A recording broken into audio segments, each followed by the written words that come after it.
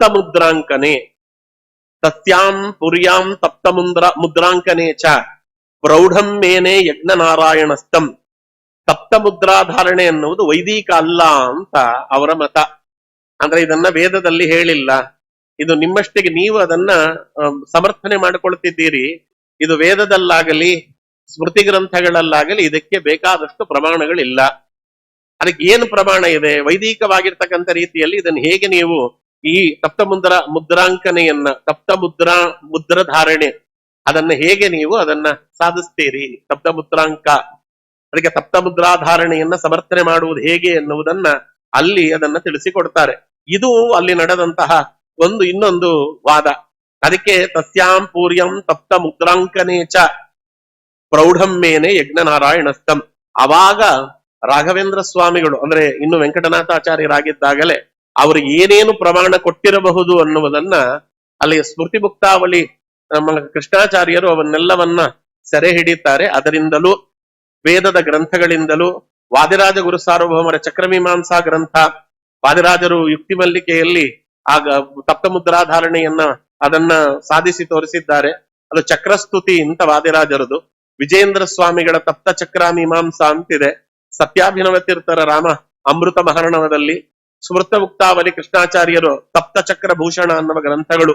ಅವೆಲ್ಲದರಲ್ಲಿ ಆಮೇಲೆ ಏನು ಬಂತಲ್ಲ, ಅವೆಲ್ಲವನ್ನ ಪ್ರಾಯ ರಾಘವೇಂದ್ರ ಸ್ವಾಮಿಗಳು ಅವತ್ತಿನ ಕಾಲದಲ್ಲಿ ಅದನ್ನು ಉಪಯೋಗಿಸಿಕೊಂಡು ತಪ್ತ ಮುದ್ರಾಧಾರಣೆಯನ್ನ ಅವರು ಸಮರ್ಥನೆ ಮಾಡಿರಬೇಕು ಅಂತ. ಯಾಕೆಂದ್ರೆ ಮಾಡಿದ್ರು ಅಂತ ಅಷ್ಟೇ ಇಲ್ಲಿ ಹೇಳ್ತಾರೆ. ಅವರ ಗ್ರಂಥಗಳಲ್ಲಿ ಬಂದಿರುವಂತ ಸಮರ್ಥನೆಯನ್ನು ಸ್ವಲ್ಪ ನೋಡುವಂತಹ ಪ್ರಯತ್ನ ಮಾಡೋಣ. ಇದೊಂದು ಸಂದರ್ಭ ಇದೆ ಅಂತ. ವೇದಗಳಲ್ಲಿ ಎಲ್ಲಿ ಬಂದಿದೆ ತಪ್ತ ಮುದ್ರಾಧಾರಣೆಯ ಪ್ರಕರಣ ಎಲ್ಲಿ ಬಂದಿದೆ ಅಂತ ಕೇಳಿದರೆ ಋಗ್ವೇದದಲ್ಲಿ ಪ್ರಾಜಾಪತ್ಯಂ ಪವಿತ್ರಂ ಶತೋದ್ಯಾಮಂ ಹಿರಣ್ಮಯಂ ತೇನ ಬ್ರಹ್ಮವಿದೋ ವಯಂ ಭೂತಂ ಬ್ರಹ್ಮ ಪುನೀಮಹೇ ಅಂತ ಒಂದು ಋಗ್ವೇದದ ಮಂತ್ರ. ಸುದರ್ಶನ ಚಕ್ರ ಅದಕ್ಕೆ ಪ್ರಾಜಾಪತ್ಯ ಅಂತ ಕರೀತಾರೆ. ಮೊಟ್ಟ ಮೊದಲು ಪ್ರಜಾಪತಿಯಾದಂತಹ ನಾರಾಯಣ ಬ್ರಹ್ಮದೇವರ ಭುಜದಲ್ಲಿ ಅದನ್ನ ಹಾಕಿದ್ದರಿಂದ ಪ್ರಾಜಾಪತ್ಯ ಅಂತ ಹೆಸರು ಅದಕ್ಕೆ. ಸುದರ್ಶನ ಚಕ್ರಕ್ಕೆ ಮೊಟ್ಟ ಮೊದಲು ಮುದ್ರಾಧಾರಣೆ ಮಾಡಿದವ ನಾರಾಯಣ, ಮಾಡಿಸಿಕೊಂಡವರು ಬ್ರಹ್ಮದೇವರು. ಅದಕ್ಕೆ ಪ್ರಾಜಾಪತ್ಯ ಅಂತ ಕರೀತಾರಂತೆ. 100 ಶತ್ರುಗಳು 100 ಬಾರಿ ಆಕ್ರಮಣ ಮಾಡಿದರೂ ಕೂಡ ಕೋಟ್ಯಾಂತರ ಬಾರಿ ಅದು ಎಲ್ಲರನ್ನ ಧ್ವಂಸ ಮಾಡುವಂತ ಶಕ್ತಿ ಚಕ್ರಕ್ಕಿದೆ. ಚಿನ್ನದಿಂದ ತಯಾರಿಸಿದ್ದಂಥದ್ದು ಅಂತ. ಅದರಲ್ಲಿ ದುರ್ಗಾದೇವಿಯ ನಿತ್ಯ ಸನ್ನಿಧಾನ, ಸುದರ್ಶನ ಪ್ರದ್ಯುಮ್ನ ಸನ್ನಿಧಾನ. ಅವಂತರಭಿಮಾನಿ ದೇವತೆ ಪ್ರದ್ಯುಮ್ನ, ಮುಖ್ಯಾಭಿಮಾನಿ ದೇವತೆ ದುರ್ಗಾದೇವಿ ಇದ್ದಾಳೆ. ಅದಕ್ಕೋಸ್ಕರವಾಗಿ ಚಿನ್ನದಿಂದ ತಯಾರಿಸಿದ್ದದ್ದು ಅದು ಸುವರ್ಣ ಅಂತ ರಮಾದೇವಿ ಆತ್ಮಕವಾಗಿರ್ತಕ್ಕಂಥದ್ದು. ಬ್ರಹ್ಮವಿದರಾದವರು, ಬ್ರಹ್ಮ ಅಂದ್ರೆ ವೇದ ಅಂತ ಅರ್ಥ. ಅತಪ್ತನುರ್ನತೋ ಧಾಮೋ ಅಶ್ನುತೆ ಅಂತ ಮಂತ್ರ ಬರ್ತದೆ. ಹಾಗಾಗಿ ಮುದ್ರಾಧಾರಣೆ ಮಾಡಿಕೊಳ್ಳದೆ ಹೋದರೆ ಅವನು ಕಲಿತ ವಿದ್ಯೆ ಸಿದ್ಧಿಸುವುದಿಲ್ಲ ಅಂತ. ತೇನ ಬ್ರಹ್ಮವಿದೋ ವಯಂ ಭೂತಂ ಬ್ರಹ್ಮ ಪುನೀಮಹೇ. ಅವನು ಪೂತಂ ಬ್ರಹ್ಮ ಅಂತ ಸ್ವಾಭಾವಿಕವಾಗಿ ಪವಿತ್ರವಾಗಿಂತಹ ಶಂಖಚಕ್ರಾದಿಗಳನ್ನ ಭುಜದಲ್ಲಿ ಅವನು ಧಾರಣೆ ಮಾಡದೆ ಹೋದ್ರೆ, ತಪ್ತ ಮುದ್ರಾಧಾರಣೆ ಮಾಡಿಕೊಳ್ಳದೆ ಹೋದ್ರೆ ಅವನಿನ್ ಏನು ಮಾಡಿದ್ರು ಕೂಡ ಪುನೀತನಾಗುವುದಿಲ್ಲ. ಅವ ಪುನೀತನಾಗಬೇಕಾದ್ರೆ ವೇದವಿದ್ಯೆ, ಆ ವೇದವಿದ್ಯೆ ಅನ್ನುವುದು ಅವನಿಗೆ ಚೆನ್ನಾಗಿ ಮನದಟ್ಟಾಗಬೇಕಾದ್ರೆ, ಅವನಿಗೆ ಅದು ಸಿದ್ಧಿ ಬರಬೇಕಾದ್ರೆ ತಪ್ತ ಮುದ್ರಾಧಾರಣೆ ಮಾಡಿಕೊಂಡೇ ಅವನು ಸಿದ್ಧಿಯನ್ನ ಪಡೆಯಬೇಕು ಅನ್ನುವುದನ್ನ ವೇದ ಹೇಳ್ತದೆ ಅಂತ ಮೊದಲು ಋಗ್ವೇದ. ಆಮೇಲೆ ಇದೊಂದು ಮಂತ್ರ ಇದೆ. ಸುಮಾರು ಜನ ಈ ಮಂತ್ರವನ್ನ ದರ್ಬೆ ಹಾಕೊಳ್ಳುವಾಗ ಹೇಳುವ ಮಂತ್ರ ಅಂತ ಪಟ್ಟಿ ಕಟ್ಟಿ ಬಿಟ್ಟಿದ್ದಾರೆ. ಶ್ರಾದ್ದದಲ್ಲಿ ಬರುವ ಮಂತ್ರ ಅಂತ. ಪವಿತ್ರಂತೆ ವಿತತಂ ಬ್ರಹ್ಮಣಸ್ಪತೆ ಪ್ರಭುರ್ಗಾತ್ರಾಣಿ ಪರ್ಯೇಷಿ ವಿಶ್ವತಃ ಅತಪ್ತನುರ್ನ ತಧಾನೋ ಅಶ್ನುತೆ ಶ್ರುತಾಸ ಇದ್ವಹಂ ತತ್ಸತ್ ಸಮಾಶತ. ಇದೊಂದು ಮಂತ್ರ ಇದೆ. ರಾಘವೇಂದ್ರ ಸ್ವಾಮಿಗಳದ ಅರ್ಥ ಬರೆದಿದ್ದಾರೆ ಮಂತ್ರಾರ್ಥ ಮಂಜರಿಯಲ್ಲಿ. ಅದನ್ನ ನೋಡ್ಕೊಳ್ರಿ, ನೋಡ್ರಿ. ಹೇ ಬ್ರಹ್ಮಣಸ್ಪತೆ, ತುಂಬಾ ದೊಡ್ಡದಿದೆ, ನಾನು ಚಿಕ್ಕ ಮಟ್ಟು ಮಾಡಿ ಹೇಳ ಪ್ರಯತ್ನ ಬಿಡ್ತೇನೆ. ಹೇ ಬ್ರಹ್ಮಣಸ್ಪತೆ, ಬ್ರಹ್ಮನಿಗೂ ಒಡೆಯನಾದ ನಾರಾಯಣನಿಗೆ ಬ್ರಹ್ಮಣಸ್ಪತೆ, ಬ್ರಹ್ಮಣಃ ಪತೆ ಬ್ರಹ್ಮಣಸ್ಪತೆ, ಬ್ರಹ್ಮನಿಗೆ ಒಡೆಯನಾದ ನಾರಾಯಣ ನೀನು. ಪ್ರಭುಹು ಅಂದ್ರೆ ಸರ್ವಶಕ್ತನಾಗಿದ್ದಿ. ವಿಶ್ವತಃ ಗಾತ್ರಾಣಿ ಪರ್ಯೇಷಿ, ಎಲ್ಲ ಶರೀರಗಳಲ್ಲಿ ವ್ಯಾಪಿಸಿದ್ದಿ. ತೇ ಪವಿತ್ರಂ ವಿತತಂ, ಅದಕ್ಕೆ ನಿನ್ನ ಸುದರ್ಶನ ಚಕ್ರ ನಿನ್ನಂತೆ ಎಲ್ಲ ಶರೀರದಲ್ಲಿ ವ್ಯಾಪಿಸಲಿ. ಒಂದು ಪ್ರಯತ್ನ, ಒಂದು ಪ್ರಾರ್ಥನೆ. ಹೇಗೆ ವ್ಯಾಪಿಸ್ತದೆ ಅಂತ ಕೇಳಿದ್ರೆ, ಅದು ಮುದ್ರಾಧಾರಣೆ ಮಾಡಲ್ಪಟ್ಟಾಗ ಆ ಮುದ್ರಾಧಾರಣೆಯಿಂದ ಅದು ವ್ಯಕ್ತವಾಗುವಂತ ಶಾಖ ಇದೆಯಲ್ಲ, ತಪ್ತ ಮುದ್ರಾಧಾರಣೆ. ಆ ತಪ್ತ ಮುದ್ರಾಧಾರಣೆಯಿಂದ ವ್ಯಕ್ತವಾಗುವಂತ ಶಾಖ ಅದಿದೆಯಲ್ಲ, ಆ ಶಾಖ ಅನ್ನುವುದು ಶರೀರದಲ್ಲಿ ಹೇಗೆ ವ್ಯಾಪಿಸ್ತದೋ ಹಾಗೆ ಸುದರ್ಶನ ಅನ್ನುವುದು ಭಗವಂತನ ಜೊತೆಯಲ್ಲಿ ಶರೀರವನ್ನ ವ್ಯಾಪಿಸಿದೆ. ಅತಪ್ತನೂರ್ನ ತಥಾಮು ಅಷ್ಟುತೆ, ತಪ್ತ ಚಕ್ರದಿಂದ ಮೈ ತಾಪ ಮಾಡಿಸಿಕೊಳ್ಳದೆ ಇರುವವನು ಯಾರಿದ್ದಾನಲ್ಲ, ತದಷ್ಟುತೆ ತದ್ನ ಅಷ್ಟುತೆ, ಅವನು ಮೋಕ್ಷ ಸುಖವನ್ನ ಪಡೆಯಲಿಕ್ಕೆ ಯೋಗ್ಯನಾಗುವುದಿಲ್ಲ ಅಂತ ಸ್ಪಷ್ಟವಾಗಿ ಇದು ಹೇಳುತ್ತದೆ. ಅದಕ್ಕೋಸ್ಕರವಾಗಿ ಹಿಂದಿನ ಕಾಲದಲ್ಲಿ ಏನು ಮಾಡೋರು ಅಂದ್ರೆ, ಮನೆಯಲ್ಲಿ ಶ್ರಾದ್ದ ಇದೆ, ತಂದೆಯ ಶ್ರಾದ್ದವೋ ತಾಯಿಯ ಶ್ರಾದ್ದ ಇದೆ, ಹತ್ತಿರದಲ್ಲಿ ಗುರುಗಳಿದ್ದಾರೆ. ಆಗ ಬೆಳಗ್ಗೆ ಎದ್ದು ಅವರು ದಿನ ಆಕ್ನಿಕಾದಿಗಳನ್ನೆಲ್ಲ ಮುಗಿಸಿಕೊಂಡು ನೇರವಾಗಿ ಹೋಗಿ ಗುರುಗಳಿಂದ ತಪ್ತ ಮುದ್ರಾಧಾರಣೆ ಮಾಡಿಸಿಕೊಂಡು ಬಂದು ಶ್ರಾದ್ದ ಮಾಡುತ್ತಿದ್ರಂತೆ. ಶ್ರಾದ್ದದ ಕಾಲದಲ್ಲಿಯೂ ಕೂಡ ತಪ್ತ ಮುದ್ರಾಧಾರಣೆ, ಆ ತಪ್ತ ಮುದ್ರಾಧಾರಣೆ ಮಾಡಿಸಿಕೊಂಡು ಬಂದ ಮೇಲೆ ಅವರು ಗರ್ಭಧಾರಣೆಯನ್ನು ಮಾಡುತ್ತಿದ್ರು. ಹಾಗಾಗಿ ಆ ಶ್ರಾದ್ದ ಅನ್ನುವುದು ಪರಮ ಪವಿತ್ರವಾಗ್ತಿತ್ತು ಅನ್ನುವುದನ್ನ ವೇದಗಳು ಹೇಳ್ತವೆ. ಅದು ಹಿಂದೆ ಸ್ಮೃತಿ ಗ್ರಂಥಗಳಲ್ಲಿ ವಿಹಿತವಾಗಿರ್ತಕ್ಕಂಥದ್ದು ಅಂತ. ಎತ್ತೇ ಪವಿತ್ರಮರ್ಚಸಿ ಅಗ್ನೇ ವಿತತಮಂತರ ಬ್ರಹ್ಮತೇನ ಪುನೀಮಹೇ ಅಂತ, ಬ್ರಹ್ಮತೇನ ಪುನೀಹಿನಃ ಅಂತ ಒಂದು ಪಾಠ. ಅಲ್ಲಿ ಅದಕ್ಕೆ ಅರ್ಥ ಹೇಳುವಾಗ ರಾಯರು ಅಗ್ನಿನಾಮಕರಾಗಿರ್ತಕ್ಕಂತಹ ವಾಯುದೇವರೇ ಪ್ರಾಣಾಗ್ನಿ ಅಂತ ಕರೀತೇವೆ. ಅಗ್ನಿನಾರಾಯಣನನ್ನು ಹೊತ್ತಂತಹ ಪ್ರಾಣಾಗ್ನಿ ಅವರಿದ್ದಾರಲ್ಲ, ನಿನ್ನ ಜ್ವಾಲೆಯಲ್ಲಿ ಹರಡಿದ ಚಕ್ರದಿಂದ, ಅಗ್ನಿ ಚಕ್ರದೊಳಗೆ ಜ್ವಾಲೆಯ ರೂಪದಲ್ಲಿದ್ದಾನೆ, ಅದು ಹರಡಿದಂತಹ ಚಕ್ರದಿಂದ ನನ್ನ ವೇದವನ್ನ ಪವಿತ್ರಗೊಳಿಸು. ವೇದ ಅಂದ್ರೆ ತಿಳುವಳಿಕೆ ಅಂತ ಅರ್ಥ. ಅದು ಒಂದ್ಸತಿ ಶರೀರದ ಮೇಲೆ ಚಕ್ರ ಮುದ್ರಾ ಧಾರಣೆ, ಚಕ್ರ ಶಂಕುವಿನ ಧಾರಣೆಯಾದರೆ ನಮ್ಮ ವೇದ ಪವಿತ್ರಗೊಳ್ಳುತ್ತದೆ. ವಾಯುದೇವರೇ ನಮ್ಮ ಗುರುಗಳ ದ್ವಾರ ಮುದ್ರಾಧಾರಣೆಯನ್ನ ಮಾಡಿಸಿ ನಾವು ಅಧ್ಯಯನ ಮಾಡಿದಂತ ವಿದ್ಯೆಯನ್ನ ಪವಿತ್ರಗೊಳಿಸಿರಿ ಅಂತ ಇದೊಂದು ಮಂತ್ರ. ಆಮೇಲೆ ಯಜುರ್ವೇದದಲ್ಲಿ ಶತಪಥ ಬ್ರಾಹ್ಮಣದಲ್ಲಿ ತಪ್ತ ಚಕ್ರಂ ದ್ವಿಭುಜೆ ಧಾರ್ಯಮಿತಿ ಅಗ್ನಿನ ವೈಹೋತ್ರ ವಿಷ್ಣು ಸಾಯುಜ್ಯಂ ಸಲೋಕತಮಾಪ್ನೋತಿ ಅಂತಿದೆ. ಯಾರು ಶಂಖಚಕ್ರವನ್ನ ಸುದರ್ಶನ ಹೋಮದಲ್ಲಿ ತಪ್ತವಾಗಿರುವುದನ್ನ ಎರಡು ಭುಜದಲ್ಲಿ ಯಾರು ಧರಿಸ್ತಾರೆ, ಅವನಿಗೆ ಯೋಗ್ಯತೆ ಇದ್ದರೆ ಅವನಿಗೆ ಸಾಯುಜ್ಯ ಮತ್ತೆ ಸಾಲುಕ್ಯ ಮುಕ್ತಿ ಸಿಗ್ತದೆ ಎನ್ನುವುದನ್ನ ಶುಕ್ಲ ಯಜುರ್ವೇದ ಹೇಳುತ್ತೆ. ಸಾಮವೇದದಲ್ಲಿ ಅಗ್ನಿರ್ವೈ ಸಹಸ್ರಾರ ಸಹಸ್ರಾರೋ ನೇಮಿಹಿ ನೇಮಿನ ತಪ್ತತನು ಸಾಯುಜ್ಯಂ ಪ್ರಾಪ್ನುಯಾತ್ ಅಂತಿದೆ. ಸಾಮವೇದದಲ್ಲಿ ಅಗ್ನಿ ಅವ 10 ಹೆಸರುಗಳಿದೆಯಂತೆ ವಿಷ್ಣು ಚಕ್ರಕ್ಕೆ. ವಿಷ್ಣು ಚಕ್ರಕ್ಕೆ 10 ಹೆಸರುಗಳಿವೆ. ಪವಿತ್ರಂ, ಚರಣಂ, ನೇಮಿ, ಪವಿಹಿ, ಚಕ್ರಂ, ಸುದರ್ಶನಂ, ಸಹಸ್ರಾರಂ, ಪ್ರಾಕೃತಗ್ನಂ, ಲೋಕಾಧಾರಂ, ಮಹೋಜಸಂ ಅಂತ 10 ಹೆಸರುಗಳು. ವೇದದಲ್ಲಿ ಇದು ಎಲ್ಲೇ ಬಂದರೂ ಕೂಡ, ಈ ಹೆಸರುಗಳು ಬಂದರೂ ಕೂಡ ಅದು ಭಗವಂತನ ಚಕ್ರವನ್ನ ಹೇಳುತ್ತದೆ ಅಂತ ಅರ್ಥ ಮಾಡಿಕೊಳ್ಳ್ರಿ ಅಂತ ರಾಯರು ಹೇಳ್ತಾರೆ. ಎಲ್ಲಿ ಪವಿತ್ರ ಅಂತ ಬರ್ತದೆ, ಚರಣ ಅಂತ ಬರುತ್ತೆ, ನೇಮಿ ಅಂತ ಬರ್ತದೆ, ಸುದರ್ಶನ ಚಕ್ರದ ಇನ್ನೊಂದು ಹೆಸರದು. ಆದ್ಮೇಲೆ ಪವಿಹಿ, ಪವಿ ಪಾಪ, ಪಾಪದಿಂದ ನಮ್ಮನ್ನ ತ್ರಾಯತೆ, ನಮ್ಮನ್ನ ಕಾಪಾಡುವುದು ಪವಿತ್ರ, ಪವಿತ್ರ ಅಂತ ಬಂದ್ರದು. ಚಕ್ರಂ, ಸುದರ್ಶನಂ, ಸಹಸ್ರಾರಂ, 1000 ಅರಗುಗಳಿಂದ ಕೂಡಿರ್ತಕ್ಕಂಥದ್ದು. ಪ್ರಾಕೃತಗ್ನಂ, ಪ್ರಾಕೃತವಾಗಿರ್ತಕ್ಕಂಥ ಪಾಪಗಳಿಂದ ನಮ್ಮನ್ನ ಬಿಡಿಸುವಂಥದ್ದು. ಲೋಕಾಧಾರಂ, ಲೋಕವನ್ನ ಧರಿಸಿರುವಂಥದ್ದು. ಮಹೋಜಸಂ, ಅದಕ್ಕಿಲ್ಲಿ ಅಗ್ನಿರ್ವೈ ಸಹಸ್ರಾರಃ ಸಹಸ್ರಾರೋ ನೇಮಿಹಿ ನೇಮಿನ ತಪ್ತತನು ಸಾಯುಜ್ಯಂ ಪ್ರಾಪ್ನುಯಾತ್. ಸಾಮವೇದ ಅಗ್ನಿ ನೀನೇ, ಸಹಸ್ರಾರ, ಸಹಸ್ರಾರವೇ ಸುದರ್ಶನ, ಅದು ನೇಮಿ ಅಂತ. ಆ ನೇಮಿಯಿಂದ ತಪ್ತವಾದ ದೇಹವುಳ್ಳವ ಸಾಯುಜ್ಯ ಮುಕ್ತಿಯನ್ನ ಪಡೀತಾನೆ ಯೋಗ್ಯತೆ ಉಳ್ಳವನಾದರೆ ಅಂತ ಈ ವೇದ ಹೇಳುತ್ತದೆ ಅಂತ ವೇದದಲ್ಲಿ ಬಂದಿರುವ ಪ್ರಮಾಣ. ಆಮೇಲೆ ವಿಷ್ಣು ರಹಸ್ಯದಲ್ಲಿ, ಯಾಕೆಂದ್ರೆ ಅವರಿಗೆ ಇತಿಹಾಸದಲ್ಲಿ ಪ್ರಮಾಣ ಕೊಡಬೇಕಲ್ಲ, ಶಿಖಾ ಯಜ್ಞೋಪವೀತಾಭಾಂ, ಅದಕ್ಕೆ ಶಿಖಾ ಯಜ್ಞೋಪವೀತಾಭ್ಯಾಂ ಯಥಾಹೀನೋ ನ ಕರ್ಮಸು ಅಧಿಕಾರಿ ತಥಾ ನ ಸ್ಯಾತ್ ತಪ್ತ ಚಕ್ರಾದಿ ವರ್ಜಿತ ಬಂದ ಮಾತು. ಹೇಗೆ ಯಜ್ಞೋಪವೀತ ಶಿಖಾದಿಗಳಿಲ್ಲದವ ವೇದೋಕ್ತವಾಗಿರ್ತಕ್ಕಂಥ ಕರ್ಮಗಳನ್ನ ಆಚರಿಸಲಿಕ್ಕೆ ಅನರ್ಹ ಅಂತ ಹೇಳ್ತೀರೋ, ಅದೇ ರೀತಿಯಲ್ಲಿ ತಪ್ತ ಚಕ್ರಾದಿ ವಿಷ್ಣು ಚಿಹ್ನೆಯನ್ನ ದೇಹದಲ್ಲಿ ಧರಿಸದೇ ಇದ್ದವ ಕರ್ಮದ ಆಚರಣೆಗೆ ಅಯೋಗ್ಯನಾಗುತ್ತಾನೆ. ಅದರಲ್ಲಿ 2 ಇದೆ. ಒಂದು ತಪ್ತ ಚಕ್ರ ಮುದ್ರಾಧಾರಣೆ, ಇನ್ನೊಂದು ತಪ್ತವಲ್ಲದ್ದು ಅಂತ. ದಿನಂಪ್ರತಿ ಮುದ್ರಾಧಾರಣೆಯನ್ನ ಪ್ರತಿಯೊಬ್ಬರು ಮಾಡಿಕೊಳ್ತೇವೆ. ತಪ್ತ ಅನ್ನುವುದು ಆಗಾಗ ಮಾಡಿಕೊಳ್ಳುವುದು. ನಾವೇ ಮಾಡಿಕೊಳ್ಳುವಂತ ಮುದ್ರಾಧಾರಣೆ ಏನಿದೆ ಇವೆಲ್ಲ ಇದು ತಪ್ತವಲ್ಲದ್ದು, ಗೋಪಿಚಂದನದಿಂದ ಮಾಡಿಕೊಳ್ತೇವೆ. ಅಲ್ಲಿಗೆ ಮುದ್ರಾಧಾರಣೆ ಎನ್ನುವುದು ಪ್ರತಿದಿನವೂ ಕಂಪಲ್ಸರಿ. ಅದ ಗುರುಗಳು ಸಿಕ್ಕಾಗ, ದೊಡ್ಡವರು ಸಿಕ್ಕಾಗ, ಸ್ವಾಮಿಗಳು ಸಿಕ್ಕಾಗ ತಪ್ತ ಮುದ್ರಾಧಾರಣೆಯನ್ನ ಮಾಡಿಸಿಕೊಳ್ತೇವೆ. ಅಲ್ಲಿಗೆ ಎರಡು, ಯಾವಾಗ ದೊಡ್ಡವರು ಸಿಗ್ತಾರೆ ತಪ್ತ ಮುದ್ರಾಧಾರಣೆಯನ್ನ ಮಾಡಿಸಿಕೊಂಡು ಪವಿತ್ರನಾಗು, ಯಾರು ಇಲ್ಲ ಅಂತಂದಾಗ ಅದಕ್ಕೆ ದೇಹದಲ್ಲಿ ಗೋಪೀಚಂದನದಿಂದ ಯುಕ್ತವಾಗಿರ್ತಕ್ಕಂಥ ಮುದ್ರಾಧಾರಣೆಯನ್ನ ಮಾಡಿಕೊಂಡು ನೀನು ಅಧಿಕಾರವನ್ನ ಸಂಪಾದನೆ ಮಾಡಿಕೋ. ಇಲ್ಲ ಅಂದ್ರೆ ವೈದಿಕವಾದ ಯಾವ ಕರ್ಮ ಮಾಡ್ಲಿಕ್ಕೂ ಕೂಡ ಅಧಿಕಾರ ಸಂಪಾದನೆ ಆಗುವುದಿಲ್ಲ ಅಂತ ಅಲ್ಲಿ ಎಲ್ಲಿಗೆ ಹೇಳ್ತಾರೆ ಅಂದ್ರೆ, ಗಾಯತ್ರ್ಯಾದೀಶು ಮಂತ್ರೇಶು ವೇದಸ್ಯಾದ್ ಅಧ್ಯಯನಾದಿಶು ಅತಪ್ತ ಚಕ್ರಗಾತ್ರೋಪಿ ನಾಧಿಕಾರಿ ಭವೇದ್ರುವಂ ಅಂತ ವಿಷ್ಣು ರಹಸ್ಯ ಹೇಳುತ್ತದೆ. ಗಾಯತ್ರಿ ಮಂತ್ರವನ್ನ ಜಪ ಮಾಡ್ಲಿಕ್ಕೂ ಅವನಿಗೆ ಯೋಗ್ಯತೆ ಬರುವುದಿಲ್ಲ.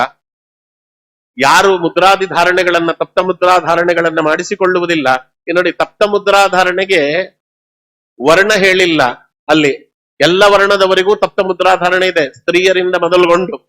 ಆಮೇಲೆ ಎಲ್ಲ ಆಶ್ರಮದವರೂ ತಪ್ತ ಮುದ್ರಾಧಾರಣೆಯನ್ನು ಮಾಡಿಸಿಕೊಳ್ಳಬೇಕು ಅಂತ ಹೇಳಿದ್ದಾರೆ. ಹಾಗಾಗಿ ಜಪ ಮಾಡುವವರಿಗೆ ಜಪ ಮಾಡುವುದಕ್ಕೆ ಅಧಿಕಾರ ಬರಬೇಕು ಅಂದ್ರೆ ತಪ್ತ ಮುದ್ರಾಧಾರಣೆ ಮಾಡಿಸಿಕೊಳ್ಳಬೇಕು ದೊಡ್ಡವರಿಂದ. ಯಾರು ಇಲ್ಲ ಅಂತ ತಾನೇ ಮಾಡಿಕೊಳ್ತಾನೆ ಗೋಪಿಚಂದನದಿಂದ.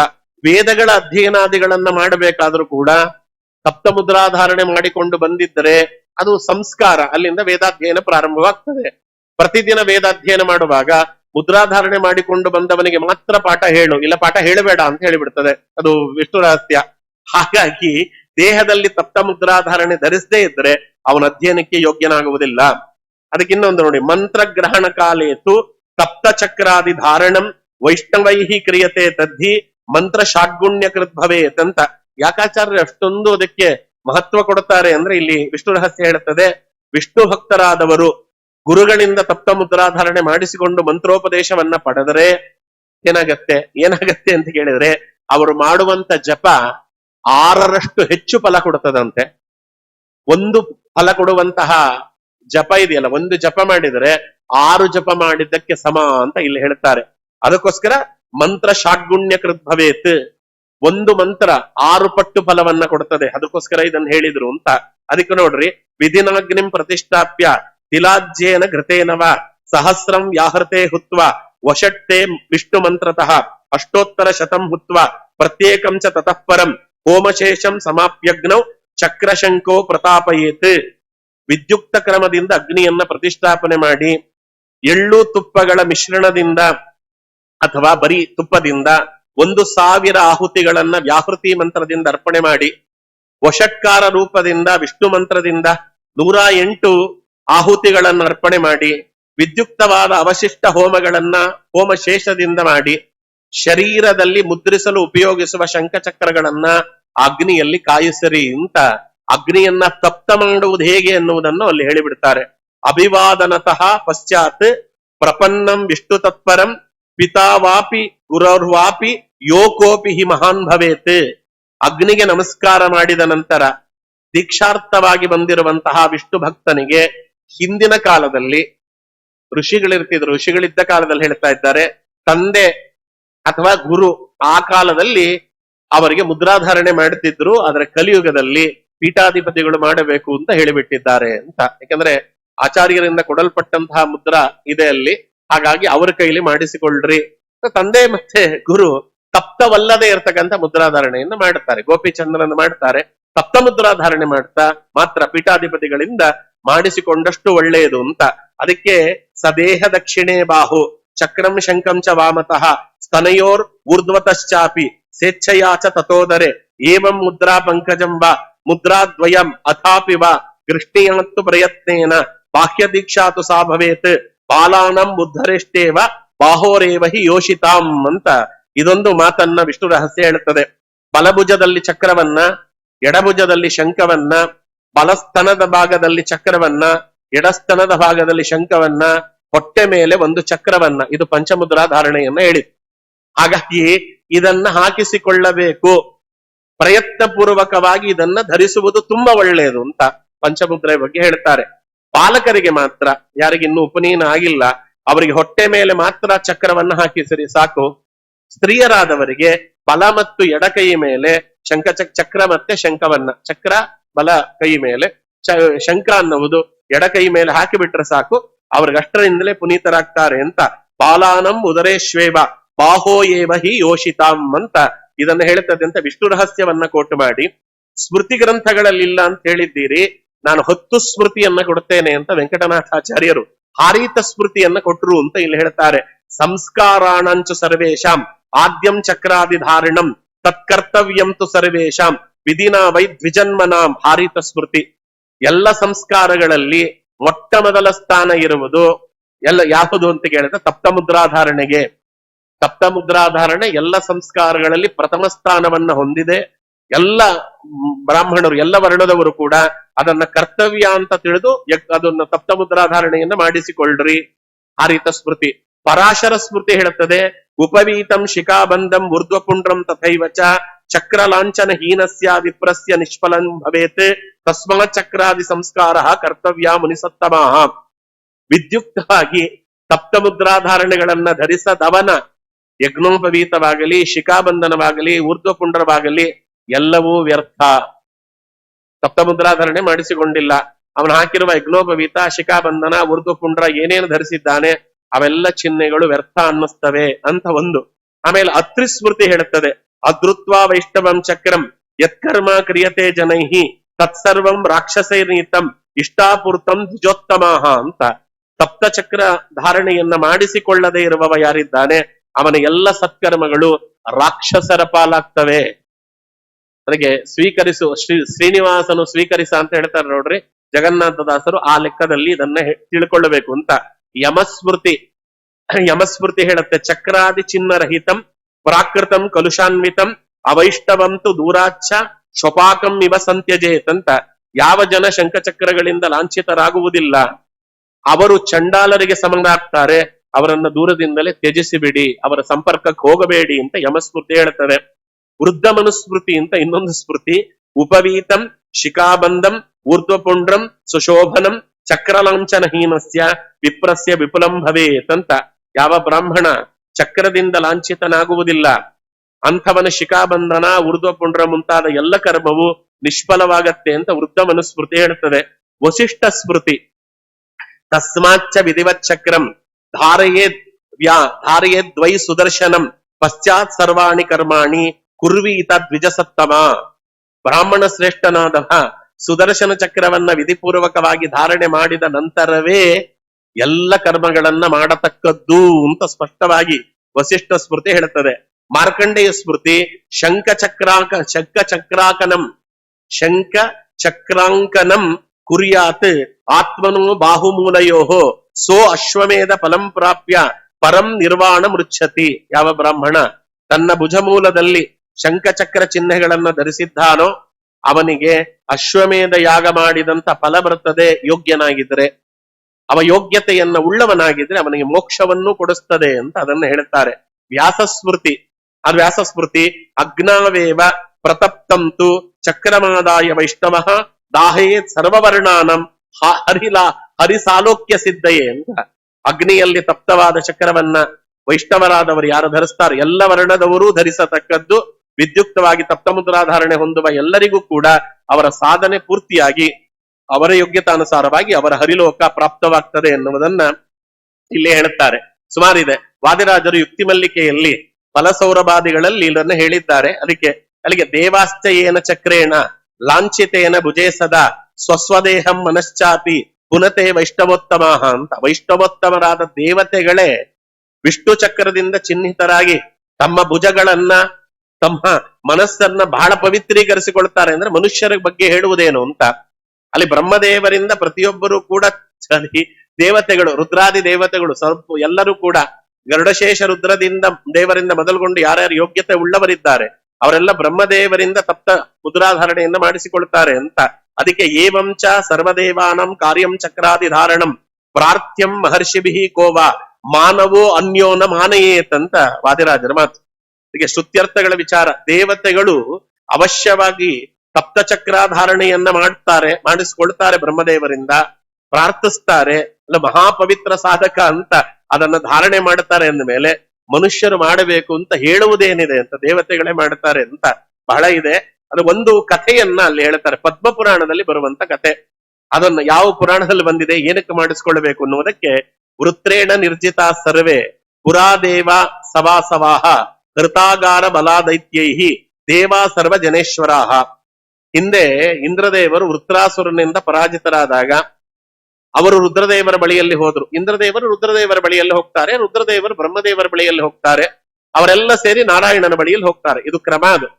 ಅಲ್ಲಿಗೆ ಭಗವಂತನ ಬಳಿಯಲ್ಲಿ ಬ್ರಹ್ಮರುದ್ರಾದಿ ದೇವತೆಗಳು ಇಂದ್ರದೇವರ ಸಹಿತವಾಗಿ ಬಂದು, ಸ್ವಾಮಿ ಹೀಗೆ ವೃತ್ರಾಸುರನಿಂದ ಇಂದ್ರ ತಾನು ಪರಾಜಿತನಾಗಿದ್ದಾನೆ, ಇಂದ್ರ ವೃತ್ರಾಸುರನ ಗೆಲ್ಲಬೇಕಾದ್ರೆ ಏನು ಮಾಡಬೇಕು ಅಂತ ಕೇಳಿದ್ರಂತೆ.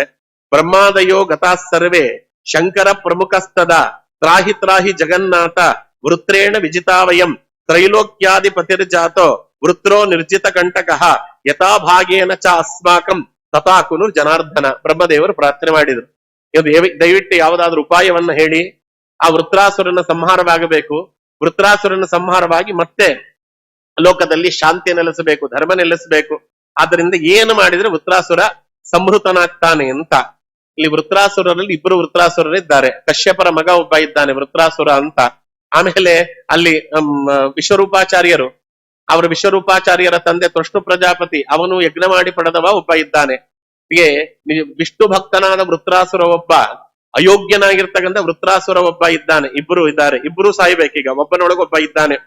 ಅದಕ್ಕೆ ಭಗವಾನ್ ವಾಚ ದೇವರು ಹೇಳಿದಂತೆ, ಮಮಾಯುಧೈಹಿ ಶಂಖ ಚಕ್ರೈಹಿ ಲಾಂಛಯಿತ್ವಾ ಸುರೋತ್ತಮಾಹ ಯುದ್ಧತಾಂ ಸಮರೇ ದೈತ್ಯೈಹಿ ಮತ್ಪ್ರಸಾದೇನ ದೇವತಾಹ.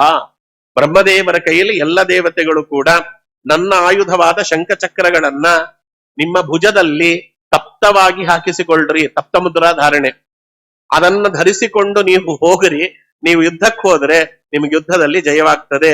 ಮಮ ಆಯುಧಾಂಕಿತೆ ದೇಹೆ ಭವತಾಂ ಸುರಸತ್ತಮಾಹ ಕ್ಷಯಂ ಯಾಸ್ಯಂತಿ ಸಮರೇ ಶತ್ರುವೋ ಮತ್ಪ್ರಸಾದತಃ.